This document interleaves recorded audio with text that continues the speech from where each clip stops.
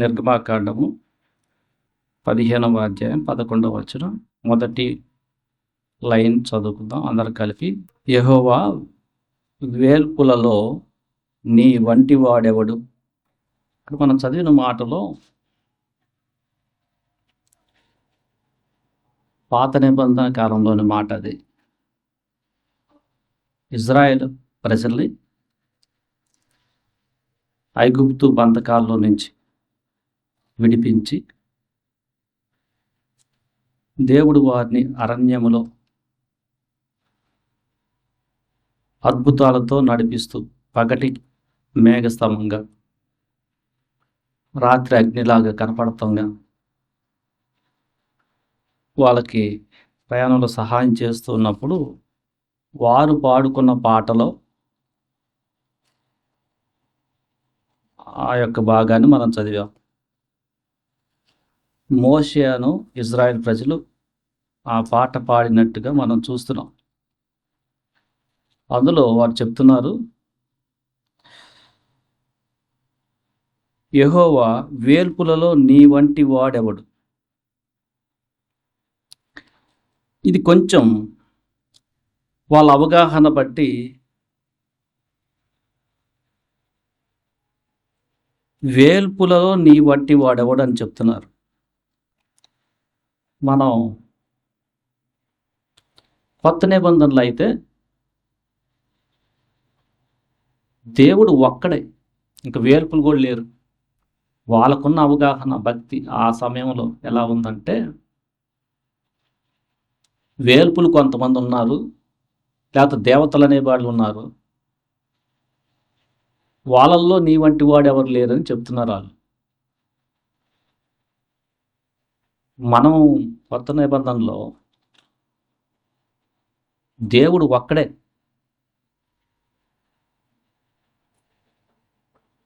ఇంకా ఆయనతో కంపేర్ చేసే వాళ్ళు ఎవ్వరు కూడా లేరు అనే భావంతో మనం ఈరోజు ఆరాధన చేస్తున్నాం. ఆయనతో సమానమైన దేవత కానీ ఎవరు లేరు. మనం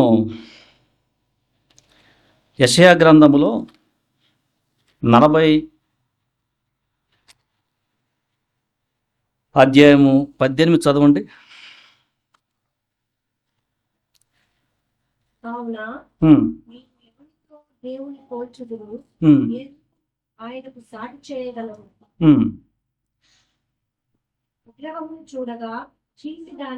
ఇక్కడ విగ్రహాలతో అసలు పోల్చలేం. ఏ మనిషితో కూడా పోల్చలేం. ఎవనితో అన్నారు, ఏ రూపంతో కూడా ఆయన పోల్చలేం. పోల్చినా అది సరిపోదు. ఎందుకంటే ఆయన వర్ణించగలిగిన రూపం ఏది లేదు. ఏ మనిషి రూపాన్ని కానీ ఏ రూపాన్ని కానీ ఆయనతో చేసుకొని ఇదేనా నీవే ఎట్లా ఉన్నావంటానికి లేదు. అలా చేస్తే ఆయన మహిమను మనం తగ్గించినట్టు. ఆయన కోపం వస్తుంది. రోషం గల దేవుడు. ఆకాశం ఉందే కానీ భూమి మీద కానీ భూమి నీళ్ళ కిందే కానీ ఇంకే రూపాన్ని మీరు చేసుకోకూడదు, నేను రోషం గల యెహోవానని చెప్పారు. అది ఆజ్ఞల్లో మొట్టమొదటి ఆజ్ఞ. సో మనం ఆరాధించే దేవుడు అసలు విగ్రహాలతో అసలు అసలు అసలు విగ్రహాలకు ఆయనకు పోలికే లేదు. 25వ వచనం అదే అధ్యాయంలో, నీవు ఇతనితో సమానుడవని మీరు నన్నెవనికి సాటి చేయుదురు అని పరిశుద్ధుడు అడుగుచున్నాడు. ఏ మనిషితో కూడా ఆయన్ని పోల్చలేము. ఆయనకి సాటి ఎవ్వరు లేరు. ఎందుకంటే 15వ వచనంలో జనములు చేద నుండి జారు బిందువుల వంటివి. మన పరిస్థితి అది. జనులు త్రాసు మీది ధూళి వంటి వారు. నేనైనా మీరైనా ప్రపంచంలో ఉన్న ఎవరైనా. ఎందుకంటే యువతలకు వస్తే 8వ వచనంలో గడ్డి ఎండిపోవును, దాని పువ్వు వాడిపోవును, మనుషులందరూ అట్టివారే. 7వ వచనం యెహోవా తన శ్వాస దాని మీద ఊదగా గడ్డి ఎండును, పువ్వు రాలును. నిశ్చయంగా జనులు గడ్డి లాంటి వారు మనం. అందుకని ఏ గొప్ప రాజునైనా, ప్రపంచాన్ని ప్రస్తుతం పరిపాలిస్తున్న ఏ గొప్ప రాజు అయినా, అంటే ఆయన గొప్పతనాన్ని రాజరికంతో పోల్చి చూస్తే ఆ రాజు తర్వాత ఉన్నాడు ఇంకా 3-5 సంవత్సరాలకు అయిపోతుంది. సో అందుకని మనం నరుల్లో కూడా ఎవ్వరు కూడా ఆయన సాటలేరు. ప్రతి ఒక్కరు కూడా త్రాసు మీద దూరి ఎగిరిపోయే వాళ్ళే. కొన్న మనమైనా, ప్రపంచంలో ఏ మనిషి అయినా అంతే. గడ్డి పచ్చగా ఉన్నట్టుంటుంది, కొన్నాళ్ళు అవుద్ది ఎండిపోద్ది. ఆయన అలా కాదు. ఆయన నిన్న, నేడు, రేపు కూడా ఒకే విధంగా ఉన్నాడు. ఆయన పరిశుద్ధతలో, ఆయన నీతిలో, ఆయన న్యాయంలో, ఆయన సాత్వికములో, ఆయన ఓర్పులో, అన్నిట్లో కూడా ఆయన పోల్చి చెప్పదగిన వారు ఎవ్వరు కూడా లేరు. ఆయన మంచితనం. మనం ఇక్కడ ఈ అధ్యాయంలో దేవుని యొక్క సర్వశక్తిని చెప్తూ 24వ వచనం లేకపోతే 23, రాజులను ఆయన లేకుండా చేయును, భూమి యొక్క న్యాయాధిపతులను మాయాస్వరూపులుగా చేయును, వారు నాటబడగానే విత్తబడగానే వారి మొదలు భూమిలో వేరు తన్నక మునిపే ఆయన వారి మీద ఊదగా వారు వాడిపోవుదురు. సుడిగాలి పొట్టును ఎగరగొట్టునట్లు ఆయన వారిని ఎగరగొట్టును. అది ఆయన యొక్క సార్వభౌమ అధికారం. అలాంటి దేవుణ్ణి మీరు తెలుసుకున్నారు. 12వ వచనం, తన పుడిసిటిలో జలమును కొలిచిన వాడెవరు? జానాతో ఆకాశముల కొల చూచిన వాడెవడు? భూమిలోని మన్ను కొలపాత్రలో ఉంచిన వాడెవడు? త్రాసులో పర్వతములను తూచిన వాడెవడు? తూనిక చేత కొండలను తూచిన వాడెవడు అని ఆయన గొప్పతనాన్ని గురించి చెప్తున్నారు. ఆకాశము ఆయన సింహాసనం, భూమి ఆయన పాదపీఠం అంటున్నాడు. సొలొమోను ఆయన గురించి ప్రార్థన చేస్తాం. ఆయనంట త్రాసులో పర్వతాలనే తూచిన వాడంట. అసలు మన అల్పలం, మన ఆకారం చూస్తేనే చాలా స్మాల్ ఈ భూమి మీద ఉన్న వాటిని పోల్చుకుంటే. అయినా దేవుడు మనకు ఆ ఆధిక్యత ఆయన స్వరూపంలో చేసుకున్నాడు.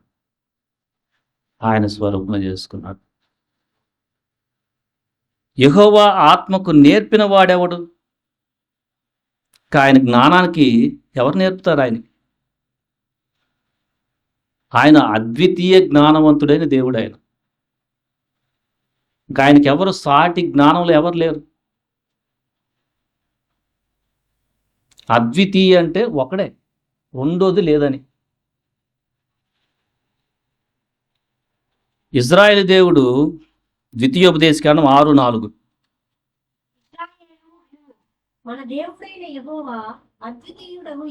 ఇది ఇజ్రాయేల్ ప్రజలు ఇప్పుడు కూడా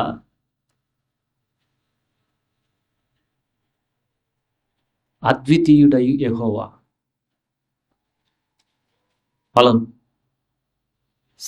ఇప్పుడు కూడా షమా ఇజ్రాయిల్ అని, ఇజ్రాయిల్ వినుము, షేమా ఇజ్రాయిల్. ఏంటి నీ దేవుడు అంటే ఎవరు లేరు. అద్వితీయుడైన యెహోవా, ఆయన సాటి ఎవరు లేరు. ఆయనే ప్రపంచాలను నిర్మించాడు, ఆయనే మనిషికి జీవం పోశాడు, ఆయనే సృష్టిలో ఉన్న చెట్లైనా జంతువులైనా పక్షులైనా వీటినన్నిటిని కూడా ఆయన చేశాడు. సో ఆ సృష్టిని చేసిన దాంట్లో ఆయన యొక్క సర్వశక్తి కనిపిస్తూ ఉంది. మహత్తు గల మాట అంటే చాలా బలమైన మాట అని అర్థం. అలా చేసిన దేవుడు ఆకాశం అందే లేడు, భూమి అందే లేడు, నేలలో కూడా ఎవ్వరు లేరు. సొలొమోను ప్రార్థన చేస్తూ మొదటి రాజులు 8:23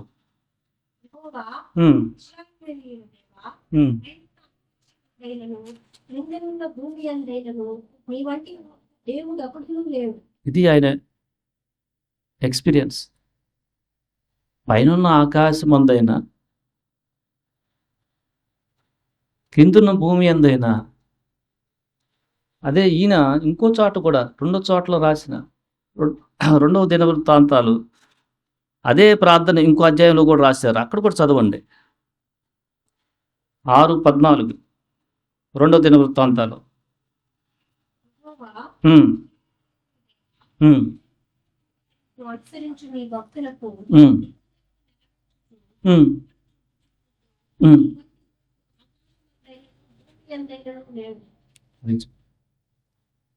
తన భక్తుల ఎడల నిబంధన చేసుకొని ఇంకా వారిని విడవకుండా కృప చూపించే దేవుడు ఆకాశమందే గాని ఎవ్వరు లేరని చెప్తున్నాడు సొలొమోను. నిబంధన అంటే ఏంటి అర్థం? నిబంధన, పాత నిబంధన, క్రొత్త నిబంధన. నిబంధన అంటే ఇద్దరు మధ్య జరిగేది. అది దేవుడు ప్రజలైనవచ్చు, ఇద్దరు మనుషులైనవచ్చు. పాత నిబంధన ఇజ్రాయెల్ ప్రజలతో దేవుడు తనతో చేసుకున్నాడు. మీరు ఈ ఆజ్ఞలు గైకుంటే, అది వారిద్దరి మధ్య నిబంధన. గై కొనకపోతే వాళ్ళకి బేస్ ఏంటి? సీనాయి కొండ మీద మోషేతో ఇచ్చిన పాత నిబంధన, ఈ ఆజ్ఞలు తీసుకెళ్ళు. వీళ్ళు నా జనులు, నిబంధనా జనులు, వీళ్ళు ప్రత్యేకమైన జనం నాకు. ఈ ఆజ్ఞలు గైకుంటే సకాలంలో వాన పడద్ది, పంటలు పండుతాయి, కుమారులు కుమార్తెలను విస్తరిస్తావు, నేను శత్రువు భయపెట్టడు. ద్వితీయోపదేశకాండం 28లో మనం చదువుతాం. నిబంధన మీరితే చిన్న చిన్న ఆటలు కూడా భయపడతాం. ఇట్లా అందంటే చాలు, నా మీదకి వచ్చింది అనుకుంటా. వాన పడదు, బయటికి వెళ్ళి తిరిగి వస్తావులే తెలియదు. ఇది నిబంధన మీరితే శాపం. అదే నిబంధన గైకుంటే వాళ్ళకి ఎలా ఆయన కృపంట నిత్యము చూపించే దేవుడు ఆకాశంలో కానీ ఎవరు లేరని చెప్తున్నాడు. క్రొత్త నిబంధన దేంట్లో చేశాడు ప్రభు? ఇది నా రక్తము, నిబంధన రక్తం. నేను మిమ్మల్ని దీంతో కొనుక్కుంటున్నాను. మీరు నాకు సహోదరులు, సహోదరులు. మా నాన్నకి ఒక రాజ్యంగా మిమ్మల్ని చేస్తున్నాను అని దేవుడే ఆయన రక్తం ఇచ్చి కొనుక్కొని మనతో క్రొత్త నిబంధన చేశాడు. ఈ నిబంధనలో మీరు దేవుని స్వరూపంలోకి మార్చబడతారు. వాళ్ళలాగా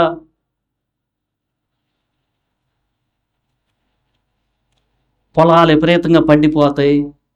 దీనికి ఈ నిబంధనలో ఆ పాయింట్‌కి అంత ప్రత్యేకత లేదు అసలు.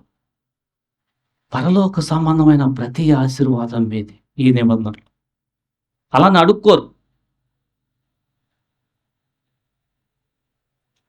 ఈ నిబంధనలో నిన్ను విడువను, ఎడబాయను, నిరంతరం నీకు తోడుగా ఉంటాను, నీతో సదాకాలం ఉంటాను, నేను మళ్ళా వస్తున్నాను, నిన్ను తీసుకెళ్తాను, మీకు స్థలం సిద్ధపరిచాను. ఇది నిబంధన. ఈ నిబంధన.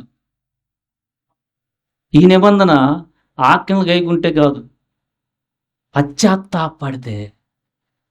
ఈ నిబంధన ఎట్లా వస్తుందంటే, ఈ నిబంధనను పాలుపొప్పులు పొందాలంటే ఫస్ట్ ఆజ్ఞ గైకొనడం కాదు.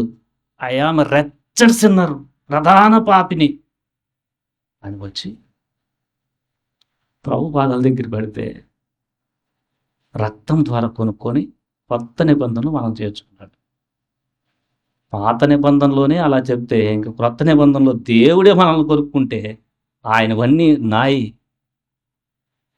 నావన్నీ మీ, అక్కడ స్వాస్థ్యాన్ని ఉంచాను. మీరు చూడండి, నాలాగా మీరు నడవగలరు ఈ భూమి మీద, నాలాగా మీరు శత్రువులను ప్రేమించగలరు, మీరు విశ్వాసంలో దేనితైనా సంపాదించుకోగలరు. ఇది ఈ నిబంధన.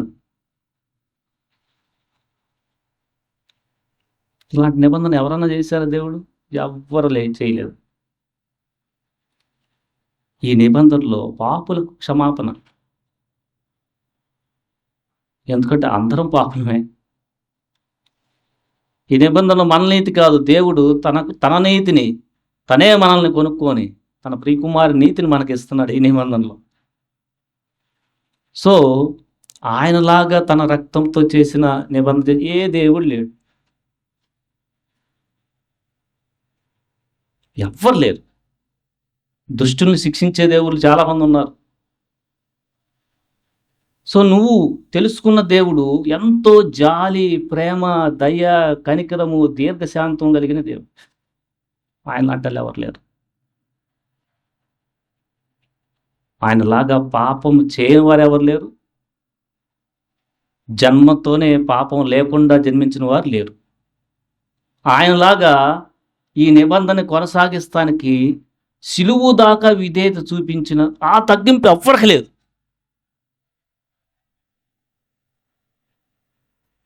ఎవరికైనా ఉందా ఆ తగ్గింపు?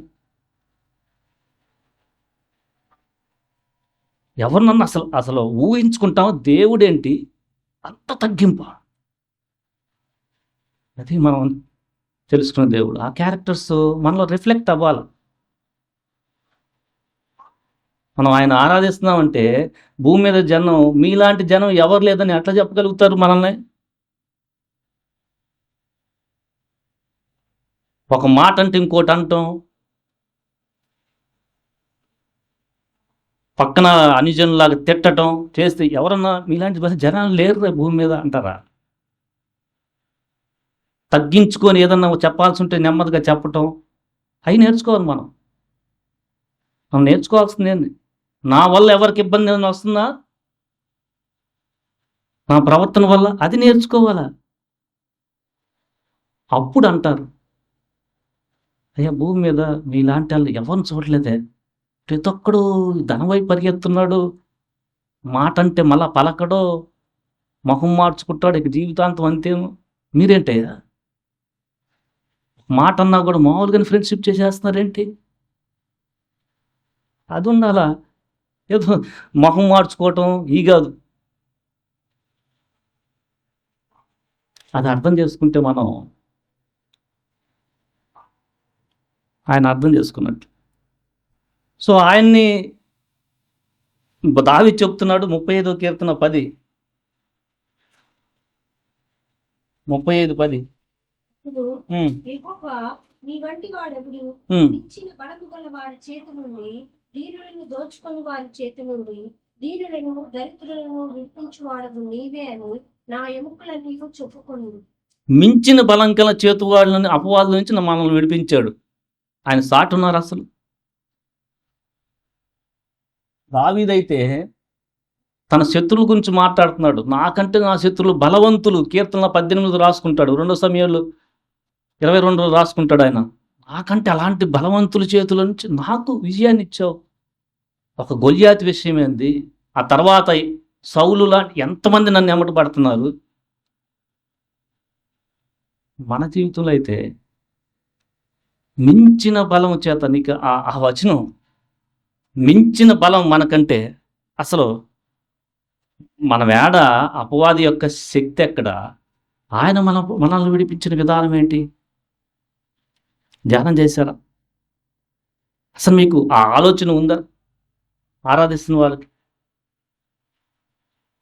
నేనెక్కడ? ఒకప్పుడు వాడు చెప్తే చేయటమే, వాడు చెప్తుంటే వాడు బలానికి నేను వంగిపోయి పాపం చేయటమే. అలాంటి స్థితిలో నుంచి నాకంటే మించిన అపవాది యొక్క చెరలో నుంచి నన్ను విడిపించిన నీలాంటి దేవుడు ఎవరన్నా ఉన్నారా? ఆరాధన చేయగలవా? ఇప్పుడు చూస్తుంటే మనం జనము ఏంటబ్బా ఇంకా వీళ్ళు రక్షణ పొందకుండా పాపం చేస్తాను ఇట్లానే ఉన్నారంటే మనకు ఆ స్థితి ఎట్లా వచ్చింది? మన రక్షకుని వల్ల వచ్చింది. ఎందుకంటే ఆయన మించిన బలము గల అపవాది దూతల యొక్క చెరల నుంచి మనం విడిపించాడు. ఆయన అంటాడు ఎవరు? ఏం ఎతికాము ఒకప్పుడు మనం? పోనీ ఇప్పుడన్నా తెలుస్తుందా భక్తి అంటే ఏందో? అసలు నీకు ఆయన గొప్పతనం తెలుస్తుందా?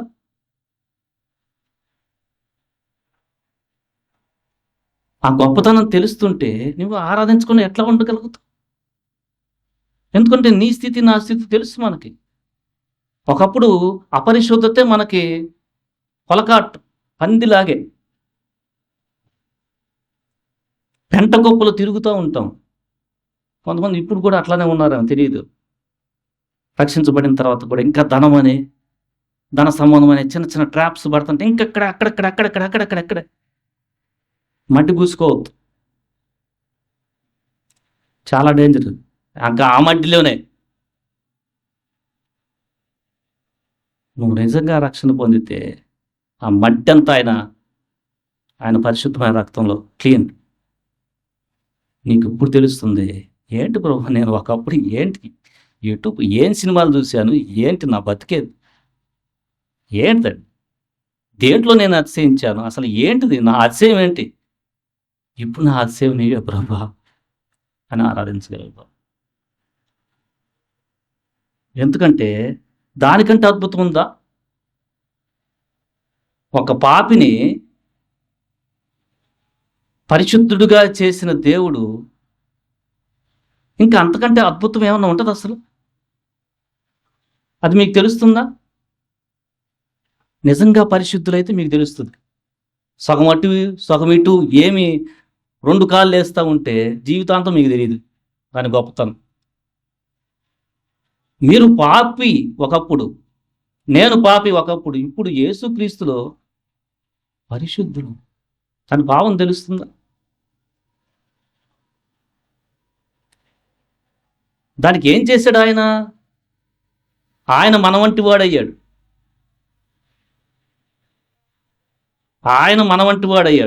ఇంకా మనమన్నా ఈ జీవితంలో ఈ బిల్డింగ్లు కట్టాలి ఇయ్యాలనుకుంటా కానీ ఆయన ఏమీ అనుకోలే, మొత్తాన్ని త్యజించాడు. రిక్తుడయ్యాడు అని ఉంది. రిక్తుడు ఎందుకు? నువ్వు పరిశుద్ధుడు అవ్వాలని, నువ్వు ఆయనతో సమానుడిగా ఉండాలని, తనలాంటి వారు మనం అవ్వాలని. ఎందుకంటే సహోదరులు అంటున్నాడు, కుమారులు అంటున్నాడు, కుమార్తెలు అంటున్నాడు. అలాంటిది ప్రేమ కలిగిన త్యాగపూరితుడైన దేవుడు ఎవరన్నారు? ఒక్కరు లేరు. ఆయన ఒక్కడే సాటి లేనివాడు. ఆయనకి సమానము దేంట్లో లేరు. ఆయన బలములో లేరు. బలాన్ని గురించి ఇంకో చోట చదవచ్చు మనం. 89వ కీర్తన 8. 89:8 చదవండి. దేవా, బలాఢ్యుడెవడు? ఆయన వంటి బలాఢ్యుడు ఎవరైనా ఉన్నారా? జనరల్గా మనం బలాన్ని దేంతో పోలుస్తాం? బలము అనగానే మనకేం గుర్తొస్తుంది? అద్భుతాలు గుర్తొస్తాయి. ఫస్ట్ మనకు గుర్తొచ్చేది ఏంటంటే అద్భుతాలు గుర్తొస్తాయి. నీ బలమైన కార్యాలు అంటాం. అవి చూస్తున్నాం. ఆయన బలహీనుని, ఇజ్రాయెల్ ప్రజలను ఫరోతో అద్భుతాలు చేసి బలహీనుని బలవంతులైన వారితో యుద్ధం చేయించి గెలిపించి వాళ్ళు చూస్తున్నాం. కానీ మీరు చూస్తూ ఉండండి, మీరు నేను చెప్పినట్టు చప్పట్లు కొట్టండి, గోడలు కొడతాయి.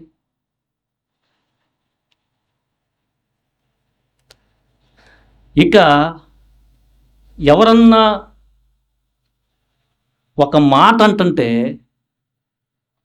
దేవునికి విధేయత చూపెడటానికి యేసుప్రభువారిలో ఉన్న ఆత్మ బలాన్ని మీరు గమనించారా?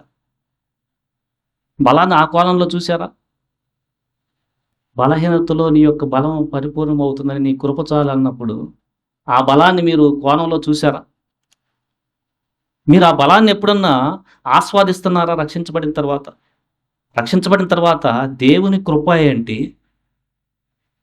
ఆయన బలము నాలో ఎట్లా పరిపూర్ణమవుతుంది అనేది చూస్తున్నారా? లేకపోతే బలాన్ని ఎప్పుడు అదే యాంగిల్? ఆయన లాంటి బలార్థులు ఎవరు లేరు.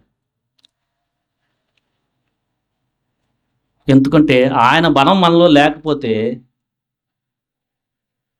వచ్చే చిన్న చిన్న పరిస్థితులు కూడా మనమే ఇబ్బందులు పెట్టుకొని మనమే పొడుచుకుంటాం. ఈ లోకంలో అలా ఉన్నాయి పరిస్థితులు. సో బలము, ఆయన వంటి బలార్థుడు ఎవరు లేరు. ముసలితనంలో పిల్లల్ని ఇవ్వటమా? నాకు అసాధ్యమైంది ఏదన్నా ఉందా అన్నాడు అబ్రహాంతో. వణికిపోతా ఉన్నాడు గిద్యోను, పరాక్రమశాలుడైన బలాఢ్యుడా. వణికిపోతున్నాడు. నేనేంది దాక్కొని మిద్యాను మీద కొత్తే చంపేస్తారమ్మో, తినటానికి కూడా ఉండదని. అలాంటి మనిషి ఎక్కడి నుంచి వచ్చింది? ఆయన బలం. ఆయన బలం ఎలాంటిదంటే బానిసగా ఉన్న యోసేపుని రాజ్యానికి అధిపతి చేశాడు. ఆ యాంగిల్ ఎప్పుడైనా బలాన్ని చూసావా? ఒక నైటే, అప్పుడు దాకా బానిస జైల్లో.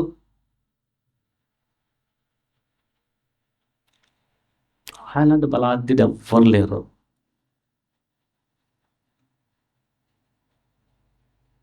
ఇక బలము, ఆయన బలము యెర్మీయా చెప్తాడు, భూమి ఆకాశాలను సృజించిన దాంట్లో నీ బలం కనిపిస్తుంది అంటున్నాడు ఆయన. అసలు వాటిని ఎలా ఆయన జ్ఞానము అన్నిటికి పేర్లు పెడుతున్నాడు. నక్షత్రాలన్నిటికంటే పేర్లు పెడుతున్నాడు అంట. ఆ జ్ఞానం ఎన్ని నక్షత్రాలు, ఎన్ని పేర్లు.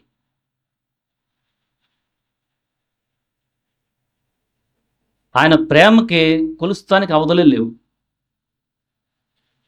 ఎత్తు, పొడల్పు, లోతు, వెడల్పు 4 కోణాలు చెప్తున్నాడు అపోస్తలుడు పౌలు.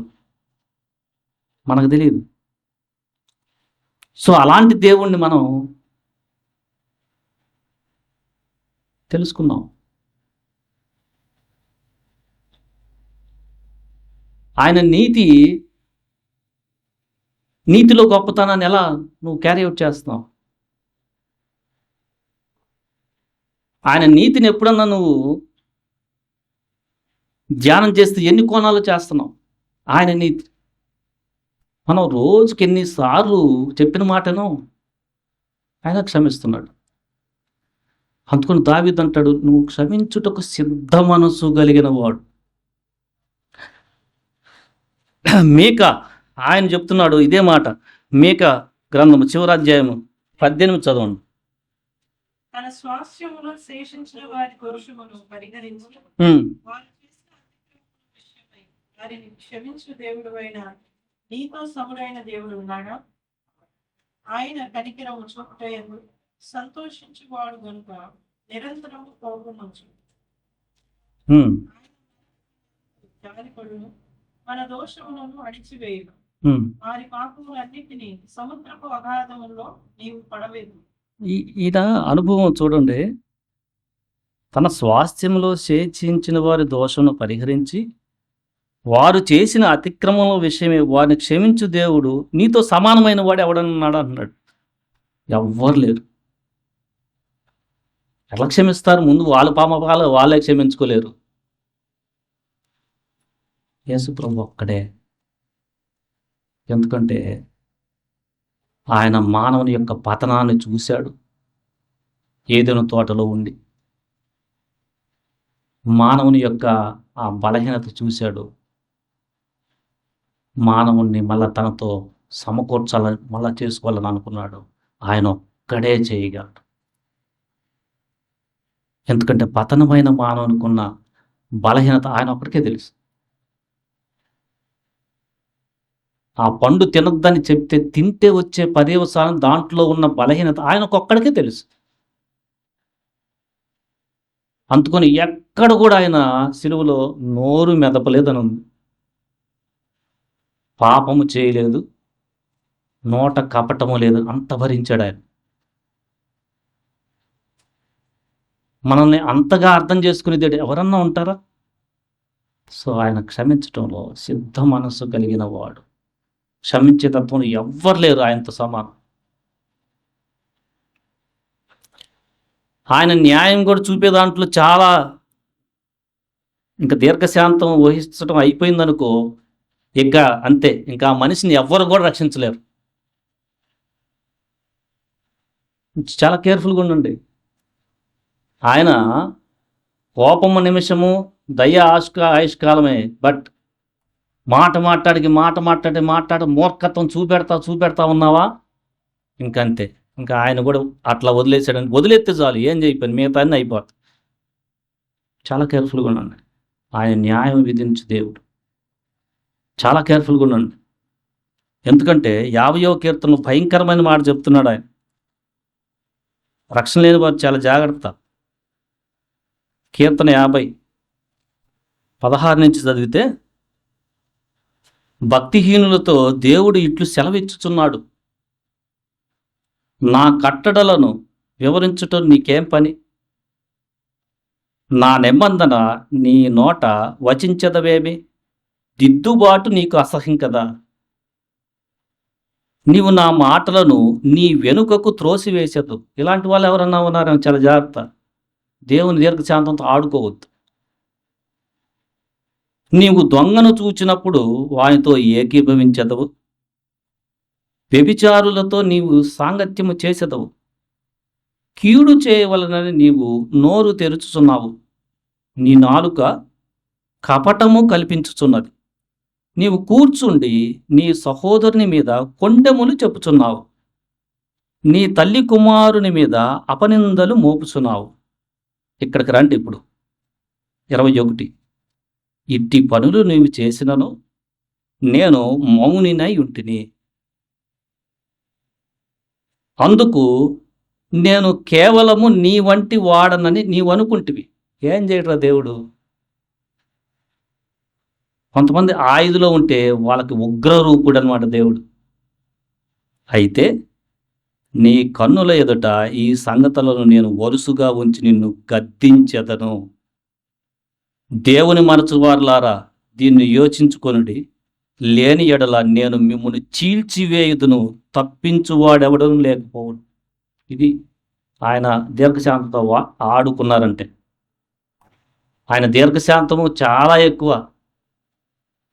ఏంటి ఇంకా ప్రభు రావట్లేదు, ఏంటి ఈ కథలే అనుకున్నారు. ఆయన మీకోసం ఆలస్యం చేస్తున్నాడు, అందరు రక్షించబడాలని. నువ్వు ఇంకా దిద్దుకోకుండా పశ్చాత్తాపడకుండా అలా ఉన్నావే అనుకో, చీల్చేస్తాడు. అంటే అయిపోయింది, అంత అయిపోయింది, మొత్తం షార్ట్ క్లోజ్. దాంట్లో కూడా ఆయనకి సమానం ఎవ్వలేదు. ఇంకా ఆయనే ఇంక మనకి విరోధి అయితే ఇంకేముంది? మనకు రావాల్సిన సహాయమే క్లోజ్ అయిపోతే ఇంకేముంది? సో రక్షణ లేని వారు ఆలస్యం చేయొద్దు. చాలా కేర్ఫుల్గా ఉంది. భక్తిహీనంగా ఎక్కడ ప్రవర్తించద్దు. రక్షణ పొందిన తర్వాత దిద్దుబాటు కలిగి ఉండండి ప్రతి విషయంలో. ప్రయత్నం చేయండి. ఆయన కరికరం కలిగిన వాడు. మన బలహీనలు ఆయన తెలుసు పడిపోయినా మనల్ని ఆయన ఆ విషయంలో మళ్ళా వెళ్తే క్షమిస్తాడు, బలపరుస్తాడు, ఇంకా నిన్ను బలంగా నడిపిస్తాడు. అంతేగాని ఏమి లేదని ఆయనతో ఆటలు ఆడుకున్నావా, ఆయన నాలట్టడు ఏమి లేదులే అని ఇట్టి పనులు చేసి నేను నీ వాంటి వాడిని అనుకుంటున్నావు. ఎందుకంటే నేను మౌనంగా ఉన్నానా, ఒక సమయం వస్తుంది మొత్తం నీ ముందు పెట్టేస్తా, కష్టాలు పడిపోతావు, నేను చీల్చేస్తాను అంటున్నాడు.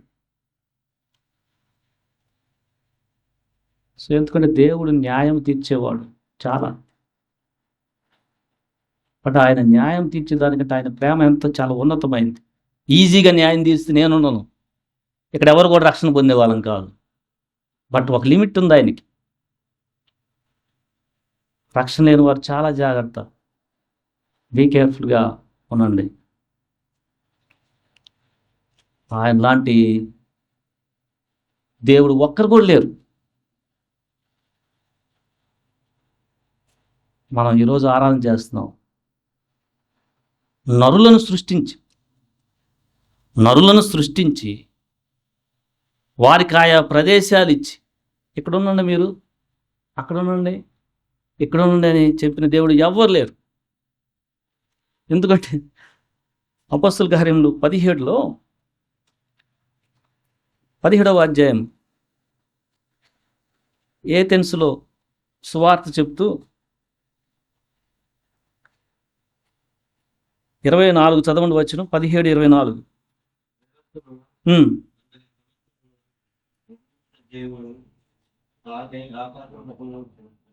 26 చదివండి, 26, 27 డైరెక్ట్గా.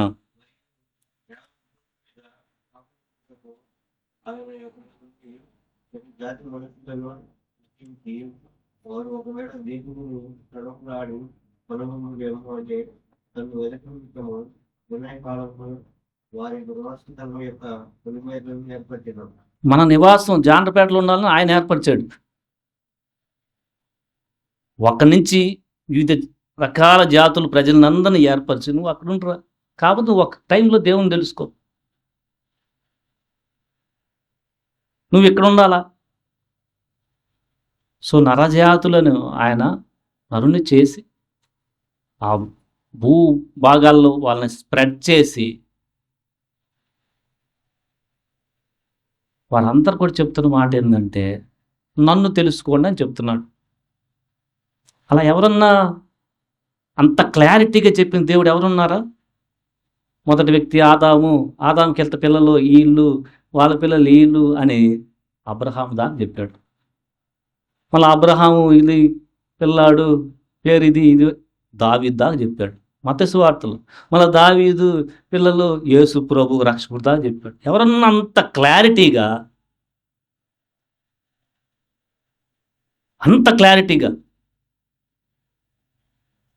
తన యొక్క మానవ రూపాన్ని చెప్పుకున్నారు ఎవరన్నా?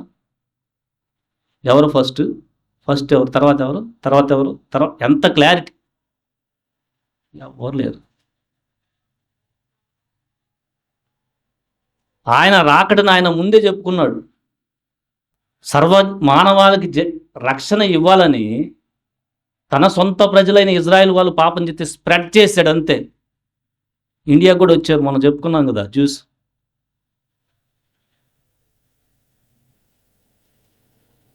ఆయా సమయాల్లో సువార్త ఆయా ప్రదేశ్కి వెళ్ళాలని ప్రపంచంలో టెక్నాలజీ కూడా డెవలప్ చేశాడు. ఎవరున్నారు అట్లా? రోడ్డు మీద వెళ్ళి సువార్త చెప్తానికి ఆనాడు ప్రజలు సిల్క్ రోడ్డు పడిపోయింది అంతే. ఇప్పుడు యేసుప్రభు వారు వచ్చారు, మీరు సువార్త చెప్పండి. ఆయన యొక్క సార్వభౌమ అధికారానికి సాటి ఎవరు లేరు. ఈరోజు మనము మన దేవుణ్ణి, ప్రభువా నీకు సమానమైనది వాడు ఎవ్వరు లేరు, నీ ఒక్కడవే దేవుడవు, నీ ఒక్కడవే అద్వితీయ రక్షకుడు. ఎందుకంటే తన అద్వితీయ కుమారుని మన కోసం పంపాడు దేవుడు. దేవునికి మానవునికి మధ్యవర్తి ఒక్కడే, ఒక్కడే. ఎవరాయన?